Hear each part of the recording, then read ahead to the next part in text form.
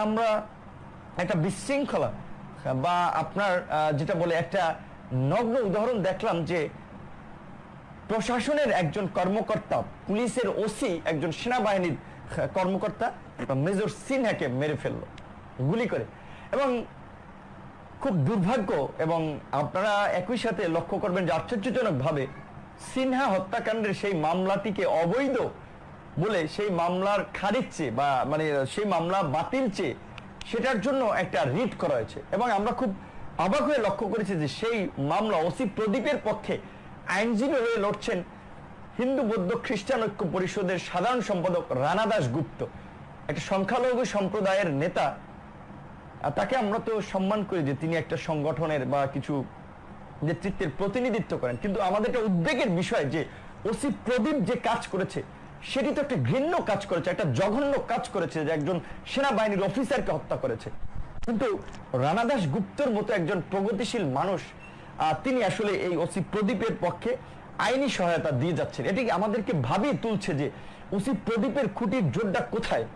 এর আগে বিস্তর আলোচনা করেছে, আলোচনা আসে যে ওসি প্রদীপ খুন করে ভারতীয় দূতাবাসে যোগাযোগ করেছে। কাজী এই সিনহা হত্যাকাণ্ডের পেছনে আরো কোনো রহস্য রয়েছে কিনা সেটি আমাদের খতিয়ে দেখা দরকার।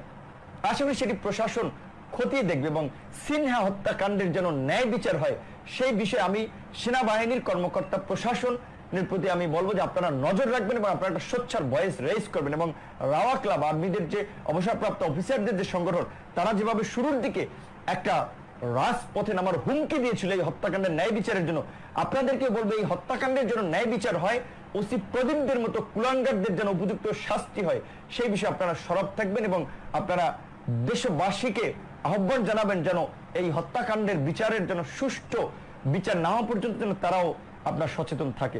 একই সাথে আমি উপযুক্ত বিচার দাবি করছি যে পুলিশের সিনিয়র এসপি যাকে কিছুদিন আগে আনিসুল, সম্ভবত আনিসুল ইসলাম নজর আনিসুল হক, যে তাকে যেভাবে আপনার মানসিক হসপিটালে পিটিয়ে মারা হলো, এটিও একটি খুন, তাকে পিটিয়ে মারা হয়েছে। এরকম একটি ন্যাক্কারজনক ঘটনায় যারা জড়িত তাদেরও বিচারের আওতায় আনতে হবে। এবং পুলিশের একজন সিনিয়র এসপি যিনি ঢাকা মহানগরীতে কাজ করেছেন, কাজী তার এটি পূর্ব পরিকল্পিত কোনো হত্যাকাণ্ড কিনা সেটিও খতিয়ে দেখতে হবে এবং এর পেছনে অন্য কোনো রাজনৈতিক ইন্ধন কিংবা কোনো ঘটনা আছে কিনা সেটিও আমাদেরকে খতিয়ে দেখতে হবে।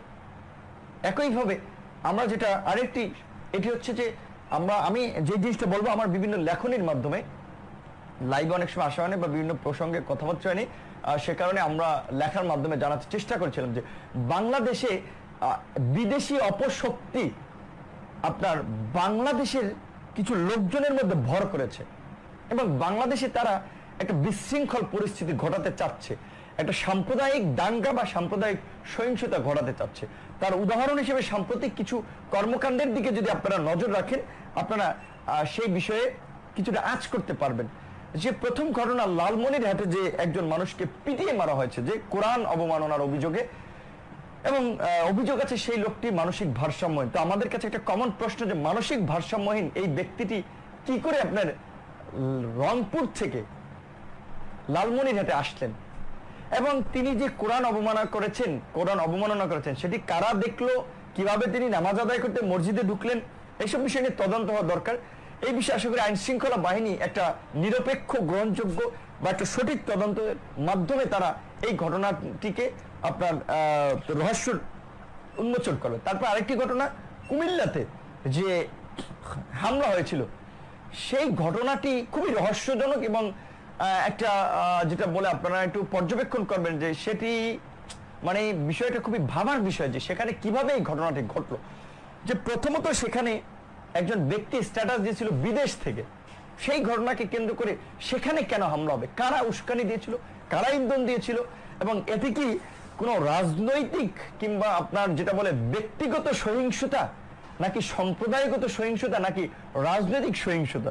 এবং আমাদের যেটা মনে হয়েছে এটি একেবারেই কোনো কিছু ব্যক্তির আপনার কি বলে যে আপনার তাদের আন্ডারস্ট্যান্ডিং না হওয়া, তাদের ব্যক্তিগত বিরোধকে কেন্দ্র করে এই ঘটনাটি ঘটেছে, অথচ সেটিকে ফলাও করে প্রচার করা হচ্ছে মিডিয়াগুলোতে যে একটা সাম্প্রদায়িক দাঙ্গা বা হিন্দু ধর্মাবলম্বী মানুষের উপরে নির্যাতন নিপীড়ন হয়েছে। এবং এই ধরনের আরো বেশ কিছু ঘটনা যেগুলো একেবারেই ব্যক্তিগত ঘটনা বা ব্যক্তি কেন্দ্রিক ঘটনা, কিন্তু সেগুলোকে আপনার সংখ্যালঘু নির্যাতনের একটা অভয় দেওয়ার চেষ্টা করছে কিছু দুষ্কৃতিকারী ব্যক্তি, কিছু ষড়যন্ত্রকারী ব্যক্তি, যারা বাংলাদেশে এই যে একটা অসাম্প্রদায়িক চেতনার যে দীর্ঘকাল ধরে একটা সম্প্রীতি বিরাজ করছে সেটিকে প্রশ্নবিদ্ধ করার জন্য এবং বিদেশিদেরকে বাংলাদেশ সম্পর্কে একটি নেগেটিভ মেসেজ দেওয়ার জন্য তারা বোঝাতে চাচ্ছে যে বাংলাদেশে সংখ্যালঘুদের উপরে নির্যাতন নিপীড়ন হচ্ছে, এখানে সংখ্যালঘুরা নিপীড়িত হচ্ছে। এমনকি যে ঘটনা আমরা দেখতে পেলাম যে ভারতের সেই মানে কট্টর হিন্দুত্ববাদী দল, উগ্র হিন্দুত্ববাদী দল, যে এই যে বিজেপির নেতারা বাংলাদেশ দখলের কথা বলছেন, বাংলাদেশে তাদের সেনাবাহিনী পাঠিয়ে অভিযানের কথা বলছেন, খুলনা সিলেট এই অঞ্চল দখল করবে, নানানভাবে এগুলো তারা হুমকি দিচ্ছে। এবং সেখানকার মিডিয়াগুলোতে আপনার বেশ কিছু নিউজ হচ্ছে যেগুলো একেবারে মিথ্যা ভিত্তিহীন। ফ্রান্স ইস্যুতে যখন এখানকার ধর্মপ্রাণ মুসলিমরা আপনার একটা প্রতিবাদ করলো, ফ্রান্স এম্বাসি ঘেরাও করলো, সেই ছবি দিয়ে আপনার কলকাতার অনলাইন পোর্টালে নিউজ হয়েছে যে মুসলিমরা নাকি হিন্দুদের বিরুদ্ধে রাজপথে নামছে বা সংখ্যালঘুদের উপরে হামলা করছে, এই ধরনের নিউজ হচ্ছে। কাজী এই ঘটনাগুলো কিন্তু কানেক্টেড এবং এগুলো কিন্তু পরিকল্পিত ঘটনা। কাজী সেই বিষয়ে আমি সরকারকেও বলবো, আইন শৃঙ্খলা বাহিনীকেও বলবো, খুবই নজরদারি রাখতে হবে যে কারা কোথায় কি ঘটাচ্ছে, কেন ঘটাতে চাচ্ছে, সাম্প্রদায়িক উস্কানি কারা দিচ্ছে, সহিংসতা কারা ঘটাচ্ছে, কেন ঘটাচ্ছে। এখানে আমার বিশ্লেষণ বা আমার ব্যাখ্যায়, আমার সংক্ষিপ্ত উপলব্ধিতে, যদিও অনেক রাত্র এই রাত্রে এত এই আলোচনা করার কথা না, কিন্তু তারপর যেহেতু অনেকদিন পর লাইভ এসেছি একটু বলতে হয় এবং আশা করি যে এখন যারা লাইভে দেখছেন এবং পরবর্তীতে শেয়ার করলে অন্যরা পরবর্তীতে দেখবেন। তো সেই বিষয়টি হচ্ছে আপনার একটা পক্ষ, বিশেষ করে যখন একটা দেশে গণতন্ত্র থাকে না, যখন একটা দেশে অবৈধ সরকার থাকে, জনসমর্থনহীন সরকার থাকে, জনবিরোধী সরকার থাকে, তখন বিভিন্ন পক্ষ চেষ্টা করে যে সেই সরকারের পতন ঘটাতে বা সেই সরকারের নাকানি চুবানি খাওয়াতে এবং একটা গণতন্ত্র ফিরিয়ে আনতে। ধরেন আমরাও এই সরকারের অবসান চাই, এই স্বৈর শাসনের অবসান চাই, পতন চাই। আমরা আন্দোলন সংগ্রাম করছি গণতান্ত্রিকভাবে, রাজপথে আন্দোলন সংগ্রাম করছি এবং আমরা জনগণকে ঐক্যবদ্ধ হওয়ার আহ্বান জানাচ্ছি, জনগণকে ঐক্যবদ্ধ করার জন্য কাজ করছি। কারণ আমরা মনে করি যে বাংলাদেশে এই যাবৎকাল সেই 52 ভাষা আন্দোলন থেকে শুরু করে 71-এর মহান মুক্তিযুদ্ধ তথা যেগুলো যে কয়টি গণতান্ত্রিক আন্দোলন সংগ্রাম হয়েছে, গণমানুষের অধিকারে আন্দোলন হয়েছে, প্রত্যেকটি আন্দোলন সংগ্রামে যখন জনগণ জেগে উঠেছে, জনগণ ঐক্যবদ্ধ হয়েছে, জনগণ রাজপথে নেমেছে, তখনই কেবলমাত্র সেই অধিকার আদায় হয়েছে এবং বিভিন্ন সেই অগণতান্ত্রিক সরকার বা স্বৈর শাসনের পতন ঘটেছে। তো কাজেই সেই ক্ষেত্রে আমরা চেষ্টা করছি যে জনগণকে সংগঠিত করার জন্য।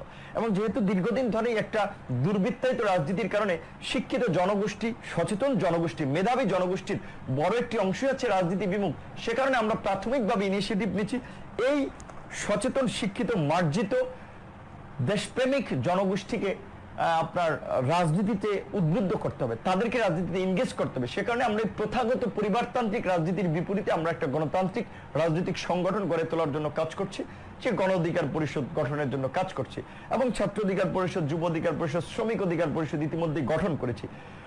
তো এই রাজনীতিতে আমরা যখন কাজ করে যাচ্ছি সেটি একটি গণতান্ত্রিক ধারা এবং আমরা বলছি যে আমরা কোনো অশুভ শক্তিকে ক্ষমতা আনতে চাই না। আমরা একটা এই সরকারের যেমন পতন চাই, তেমনি একটা গণতান্ত্রিক প্রক্রিয়ায় তাদের বিদায় চাই এবং যেই সরকার আসবে তারাও যেন জনগণের পক্ষে কাজ করে, সেই লক্ষ্যে আমরা কাজ করছি। আমরা বেশ কিছু সাংবিধানিক সংস্কার, আইন কানুনের সংস্কার, জনগণের অধিকার প্রতিষ্ঠার জন্য আপনার রাজনৈতিক অঙ্গীকার কিংবা সংস্কার নিয়েও কাজ করছি। আশা করি সেগুলো যথাযথ সময় জাতির সামনে উপস্থাপন করা হবে। তো এখানে একটা পক্ষ চাচ্ছে যে যে কোনোভাবেই হোক এই স্বৈর শাসনের অবসান ঘটানো, আমরাও চাই যে কোনোভাবেই হোক এই স্বৈর শাসনের অবসান ঘটাতে। তবে আপনার বিদেশি কোনো অপশক্তিকে আমরা ক্ষমতায় আনবো না, বা আমাদের আন্দোলনকে কেন্দ্র করে কোনো বিদেশি অপশক্তি এদেশের রাষ্ট্র ক্ষমতায় আসবে এবং 111-এর মতো একটা পরিস্থিতি ঘটিয়ে ধরেন আবার দেখা যাচ্ছে যে আবার এই রকমের একটা তাবেদারি সরকার কি ক্ষমতা আসলো, সেটি আমরা কখনোই হতে দেব না। সেজন্য আমরা জনগণকে সংগঠিত করে গণতান্ত্রিক আন্দোলন সংগ্রামের কথা ভাবছি। বিএনপি বা বিরোধী দলীয়, রাজনৈতিক দলীয় অনেক নেতাকর্মী একটা কমন কথা বলেছেন যে এই বর্তমানের ভোটারবিহীন সরকারের আপনার অগণতান্ত্রিক প্রক্রিয়া নির্বাচনের মাধ্যমে এই সরকারের পতন ঘটানো সম্ভব না। এটা ট্রু, 100% সমর্থন। কারণ নির্বাচনে যারা এজেন্ট হচ্ছে, যারা রিটার্নিং কর্মকর্তা হিসেবে ভূমিকা পালন করছে, যে ওই আপনার বিভিন্ন বিশ্ববিদ্যালয় কলেজের শিক্ষকরা, বিভিন্ন স্বায়ত্তশাসিত আধা সরকারি প্রতিষ্ঠানের কর্মকর্তা কর্মচারীরা সব জায়গায় তারা একটা দলীয়করণ করেছে। এবং এই যে ইভিএম নামে আরেকটা শয়তানের বাক্স করেছে, এবং এই বেহুদা নির্বাচন কমিশনের মাধ্যমে, অথর্ব নির্বাচন কমিশনারের মাধ্যমে এই জাতির শত্রু গণতন্ত্রকে ধ্বংস করেছে এই নির্বাচন কমিশনার, সেই ঘৃণিত নির্বাচন কমিশনারের মাধ্যমে। সেখানে কখনোই নির্বাচনের মাধ্যমে এই সরকারের পতন সম্ভব না, বা এই স্বৈর শাসনের অবসান করানো সম্ভব না। সেজন্য অবশ্যই জনগণকে সংগঠিত করে একটা গণতান্ত্রিক আন্দোলন সংগ্রাম গড়ে তোলার মাধ্যমে এই সরকারের অবসান করাতে হবে। তো যেটা বলছিলাম, এই নানান